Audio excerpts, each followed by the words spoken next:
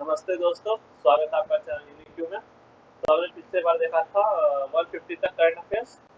अब आगे की देखेंगे फ्रॉम 151। तो ये जो मैंने करंट अफेयर्स बनाया है वन लाइनर, ये मैंने अक्टूबर से बनाया है। ठीक है, अक्टूबर नवंबर दिसंबर से ये मेरे करंट अफेयर्स है फ्रॉम 2020। जब प्रीवियस खत्म हुआ तो प्रीवियस खत्म होने के बाद से मैंने ये नोट्स बनाना चालू कर दिया। ओके, तो लेट्स सी फ्रॉम 151। ओके, तो 151 क्या है? सरना रिलीजियन। तो Sarna religion basically Jharkhand government ने अभी हाल में ही एक रिजोल्यूशन पास किया कि इसको एक रिलीजियस स्टेटस दिया जाए, इसे धर्म माना जाए। और इनका फेथ क्या है, इनका मोटो क्या है? जल जंगल जमीन, इनका ये मोटो होता है। और बेसिकली ये पहाड़ों और पेड़ों की पूजा करते हैं। ये जो फेथ फॉलो करते हैं बेसिकली संथल लोग होते हैं, जो संथल ट्राइब जो ये फॉलो करते हैं रिलीजन, सरना रिलीजियन। ओके, उनकी बहुत डिमांड थी कि इसे एक रिलीजन का दर्जा दिया जाए। Okay, moving to 52। So 10 more sectors added in PLI. तो production linked incentive scheme use में आते रहता है, तो आपको मतलब ट्रैक रखना पड़ेगा क्या क्या ऐड हो रहा है इसमें। तो पीएलआई स्कीम में फूड प्रोसेसिंग इंडस्ट्री ऐड की गई, telecom industry, electronics industry, textile, steel, automobile and auto components, solar photovoltaic modules, white goods such as air conditioners and LEDs. So ये सारे सेक्टर्स बेसिकली ऐड किए गए PLI scheme में। Next we have Panna tiger reserve. So Panna tiger reserve किधर है? मध्य प्रदेश में। आपको याद रखना पड़ेगा we have 52 tiger reserve. 52 tiger reserve है, पहले 51 हुआ करता था, लेकिन हाल में ही एक राजस्थान का रामगढ़ विदेशरी wildlife sanctuary has been added as a tiger reserve. तो कितने हो गए? 52 हो गए हैं, 52 टाइगर रिजर्व हो गए हैं। Okay, this is very important because one अभी ऐड हुआ है। ये जो पन्ना टाइगर रिजर्व है बेसिकली यूनेस्को बायोस्फीयर रिजर्व इसे डिक्लेयर किया गया है। हैदरपुर वेटलैंड किधर है? तो हैदरपुर वेटलैंड मुजफ्फरनगर में है, यूपी में। ठीक है, अब कहाँ पर किस वाइल्ड लाइफ सेंचुरी पड़ता है? हस्तिनापुर वाइल्ड लाइफ सेंचुरी में ये आता है। India trade deficit with RCP. तो आरसीपी क्या है? Regional comprehensive economic partnership. Okay, जो इंडिया ने ज्वाइन नहीं किया है। तो India is basically observer in this RCEP organisation. India के बहुत सारे रीजन थे। पहला तो उनका ट्रेड डेफिसिट बहुत कंट्रीज अधिक था। फॉर एग्जाम्पल ट्रेड कितना है? 105 बिलियन। और इसमें चाइना के साथ 45, चाइना से 45% है, बाकी 155 बिलियन है। तो बेसिकली इंडिया का बहुत से कारण थे। एक तो था dairy sector. India would join RCEP तो डेयरी सेक्टर को नुकसान होता, हमारे फार्मर से नुकसान होता, क्योंकि वो कॉम्पीट नहीं कर पाते न्यूजीलैंड और ऑस्ट्रेलिया के मिल्क प्रोडक्ट से। तो ये बहुत सारे उसके रीजन थे। अगर आप आरसीईपी डिटेल में पढ़ोगे तो you will know all the reason. ये मेन से पूछ सकता है इंटरनेशनल रिलेशन में। Next we have non-OPEC countries which export crude oil. तो non-OPEC countries क्या है? तो OPEC countries होते हैं, ग्रुप ऑफ कंट्रीज है जो ऑयल प्रोड्यूसिंग कंट्रीज है, और नॉन-OPEC कंट्रीज है विच एक्सपोर्ट क्रूड ऑयल। ठीक है, उनको बोलते हैं, उनको ऑल्सो बोलते हैं ओपेक प्लस कंट्री। तो कौन कौन से ओपेक प्लस कंट्रीज है? तो बेसिकली लेट्स सी, तो मैंने एक निमोनिक्स बनाया है जिसका कब मामे रॉस ग्रुप, ये एक निमोनिक्स है जिससे आप ये कंट्री याद कर सकते हैं। प्रीवियस उन्होंने G20 का पूछ दिया था प्रीलिम्स 2020 में, तो कुछ ही पूछ सकते हैं, ये बेसिक कुछ ही पूछ सकता है। तो कब से हो जाएगा आपका क्या? कजाकिस्तान। ए से हो जाएगा अजरबैजान। बी से हो जाएगा आपका बहरीन। एम ए से हो जाएगा मलेशिया। एम ई से हो जाएगा मेक्सिको। आर से रशिया। ओ से ओमन। एस से सूडान और एस से साउथ सूडान एंड ब्रू से बुर्नई। ओके, तो ये बेसिकली कंट्रीज हो गए नॉन ओपेक कंट्रीज, और इनको ओपेक प्लस कंट्री बोला जाता है। कम माह में रॉस ब्रू, जब कम माह में मिलेंगे रॉस से तो हम ब्रू पिएंगे। Bru is a coffee. So like that, I have developed mnemonics to remember the non-OPEC plus country. So next we see 57. So Birsa Munda. So you know Birsa Munda is a famous person. इन्हें भगवान का दर्जा दिया जाता है Jharkhand state में। ठीक है, बिरसा मुंडा ये वैसे एक सोशल रिफॉर्मर थे जिन्होंने ब्रिटिश के साथ मोर्चा खोला था फ्रीडम फाइटिंग में उन्होंने बहुत कंट्रीब्यूशन किया था झारखंड में। तो ये 50 नवंबर बर्थ था। इनको धरती अब्बा भी बोला जाता है, और इसका मतलब अर्थ father of the earth. Okay, इन्होंने एक मूवमेंट किया था उलगुलन, और उसको द ग्रेट टुमुल्ट भी बोला जाता है, और ये इसका प्रीलिम्स में आया हुआ था 2020 में। आर्टिकल 164 क्या कहता है? Council of ministers with chief minister are there to help and advise governor. Okay, that is article 164.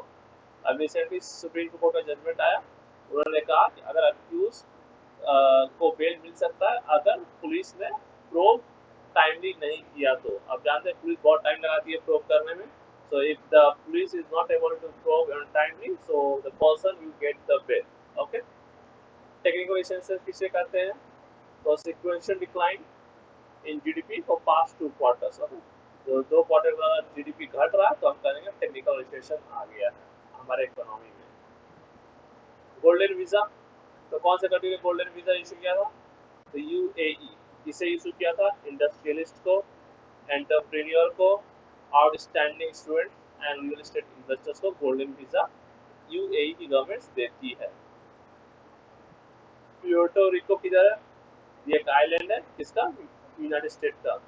Tristan D Cunha, ये आइलैंड है किसका? यूके का। तो पूछ सकता है कौन आइलैंड किसका? आर्टिकल 85, तो there should not be gap more than 6 months between 2 session of the parliament. तो आर्टिकल 85 कहता है अगर 2 पार्लियामेंट का सेशन हो तो उनमें कितना गैप नहीं होना चाहिए? 6 months का गैप नहीं होना चाहिए। ठीक है, इसमें ये स्पेसिफाई नहीं किया है कि वो कब मिले। कॉन्स्टिट्यूशन ये स्पेसिफाई नहीं किया कि वो कब पार्लियामेंट हो सकता है, बस उसने ये स्पेसिफाई किया है कि जो मीटिंग होगी पार्लियामेंट की, जो सेशन होगी उसमें 6 मंथ से ज़्यादा गैप नहीं होगा। ओके, तो वी हैव 65 पॉइंट में क्या है? जज रिक्यूजल। तो ये जज रिक्यूजल बेसिकली इसका कोई रूल नहीं है, तो इसका मतलब ये होता है कि कोई भी जज अब कह सकता है कि मैं ये केस को नहीं सुनूंगा, I will not hear this case. तो दिस इज कॉल्ड जज रिक्यूजल। ओके, और इसका कोई डेफिनेट रूल नहीं है। और ये क्यों जज करते हैं? Because due to conflict of interest the जजेस say that we will not hear this case. India is the 5th largest group contributing to UN peacekeeping. Okay, 5th largest UN peacekeeping force। तो UN peacekeeping force को blue बरेट्स भी कहा जाता है, blue helmet भी कहा जाता है। ठीक है, क्योंकि वो ब्लू हेलमेट पहनते हैं इसलिए उनको blue beret and blue helmet कहा जाता है UN peacekeeping force को। Okay, Kerala optic fibre network project, तो ये किस लिए लॉन्च हुआ था? To provide free internet for poor families, public offices in by December. तो ये केरला का अपना एक लॉन्च हुआ था ऑप्टिक फाइबर का project. So Ariel space mission, so where do we have Ariel space mission? So Ariel space mission is of European space agency to study exoplanet. Okay, तो Ariel space mission किस space agency का है? European space agency का। Statue of peace कहाँ पर है? राजस्थान में है। और ये किसका स्टैचू है? Basically it is a statue of Jain Acharya Shri Vijay Vallabh Sureshwar ji Maharaj का स्टैचू है। और इनका टाइम पीरियड कब था? ये 1870 से 1954 इनका टाइम पीरियड था। ओके ओके, इंडिया में फर्स्ट डेसिनियल सेंसस कब हुआ था? 1881 में हुआ था। और ये कौन कराता है? ये रजिस्ट्रार ऑफ इंडिया कराता है। ठीक है, और रजिस्ट्रार ऑफ इंडिया कहाँ आता है? comes under Ministry of Home Affairs. Right to bear. So right to bear is a fundamental right and a statutory right under Article 21. Blue Belt Program. This is very important. ये बहुत important है। Blue Belt Program किस country ने launch किया? तो Blue Belt Program UK United Kingdom ने launch किया for marine protection, marine organisations को प्रोटेक्ट करने के लिए यूनाइटेड किंगडम ने लॉन्च किया blue belt programme. Okay, 73 we have Bru. Bru means Bru को रियांगी बोलते हैं। तो ये they are a group of people, वो मिजोरम भाग गए थे क्योंकि त्रिपुरा में प्लेटफॉर्म मिजोरम में कुछ वायलेंस हुआ था। तो because of that violence they fled to the Mizoram, platform Mizoram and decided in Tripura. Now अब इन्हें रिहैबिलिटेट करने के लिए so there was an agreement signed हुआ between Bru, government of India, government of Tripura, government of Mizoram, okay, to settle them in Tripura. ठीक है, article 32 तो article 32 क्या बोलता है? Right to constitutional remedies. तो article 32 is very important from the prelims point of view.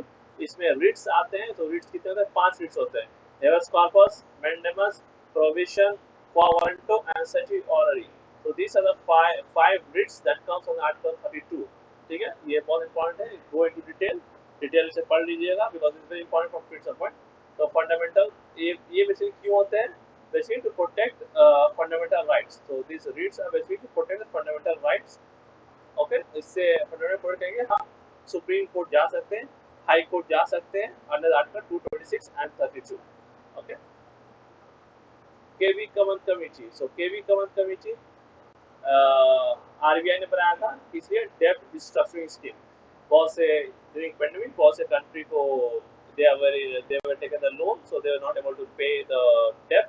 So RBI ने एक committee बनाया, केवी कमन कमेटी फॉर डेब्ट restructuring scheme. Article 363A add हुआ था 26th अमेंडमेंट 1971 में, ये अबॉलिशन ऑफ प्राइवेट प्रोसेस। तो बेसिकली ये प्राइवेट प्रोसेस क्या है? राजघरानाओं को, जो राजा राजाएं थे और राजावत थे, जो प्रिंसली स्टेट थे, उन्हें गवर्नमेंट ऑफ इंडिया ने कहा कि we will give you money, क्योंकि आप, लेकिन आप अपने टेरिटरी हमसे you add to the Indian territory. ठीक है, तो उन्होंने हामी बजट और उन्होंने कहा आपको कुछ पैसे भी दिए जाएंगे हर साल। तो वो प्रीवी प्रोसेस था जिसे एबॉलिश कर दिया गया 26th अमेंडमेंट एक्ट की तहत 1971 में।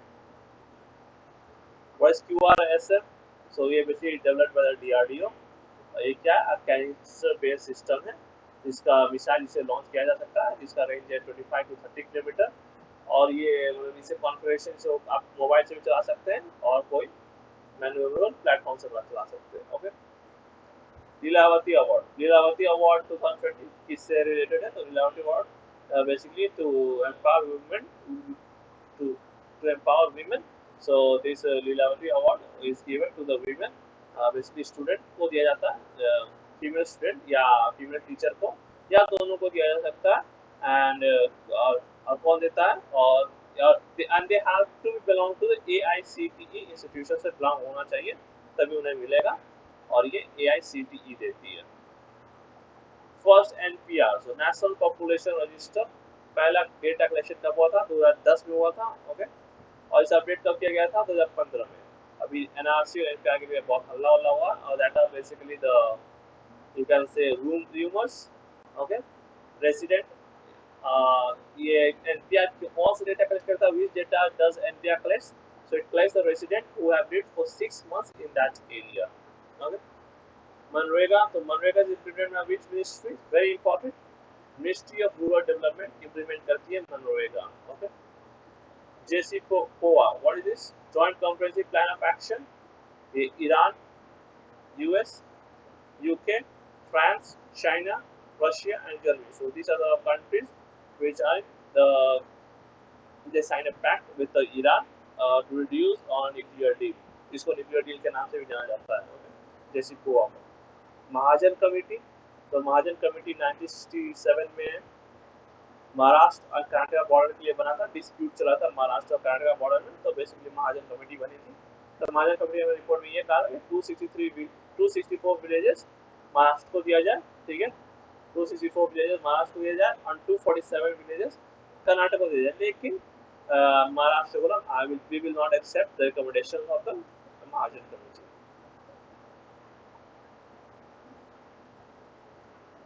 पॉलीवेव क्या है? WB क्या है? बेसिकली ये एक माइक्रोवेव वेपन है चाइना का, और एक्टिव ग्रेनेड सिस्टम, ये किसका सिस्टम है? ये USA का है। तो सिस्टम वो पूछता है यूपीएससी, एक बार थर्ड सिस्टम पूछा था, तो third system belongs to America. तो ये बेसिकली कौन सा सिस्टम किसका है, बेसिकली आपको मालूम होना चाहिए। क्यूलेन बरे सिंड्रोम, तो ये सिस्टम क्या है? ये इम्यून सिस्टम को अटैक करता है। ठीक है, nervous system, peripheral nervous system को, और ये किससे कॉज होता है? बैक्टीरिया एंड वायरस से कॉज होता है। ग्लोबल HIV प्रिवेंशन कोलिशन 2017 में बना था। UN मेंबर्स इसके पार्ट मेंबर्स हैं, डोनर्स, सिविल सोसाइटी ऑर्गेनाइजेशन, और टारगेट क्या है ग्लोबल HIV प्रिवेंशन कोलिशन का? To end AIDS by 2030। Param Siddhi क्या है? Param Siddhi basically super computer है, इंडिया का largest and fastest supercomputer build under the national supercomputing mission NSM, okay, under से। और NSM कौन इम्प्लीमेंट करता है? MeitY, ministry of electronic and information technology इसे इम्प्लीमेंट करती है, मेटी। और DST, department of science technology. और जापान का कौन सा सुपर कंप्यूटर है? फुगाकू, फुगाकू, ठीक है।